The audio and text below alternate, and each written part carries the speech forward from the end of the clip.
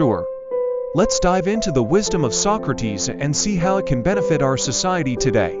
Socrates, the ancient Greek philosopher, was known for his profound insights into human nature and the nature of knowledge. One of his most famous quotes is, "The unexamined life is not worth living." This encourages us to reflect on our actions, beliefs, and values, and to constantly strive for self-improvement. Another quote that can resonate with today's society is, "The only true wisdom is in knowing you know nothing."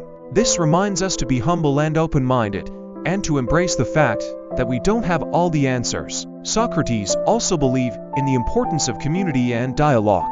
He emphasized the need for open communication and understanding among individuals.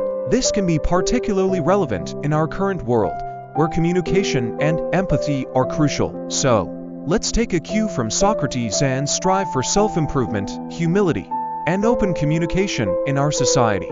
Thank you for joining me in this exploration of ancient wisdom. If you enjoyed this video, please give it a thumbs up, and don't forget to follow and subscribe for more insightful content.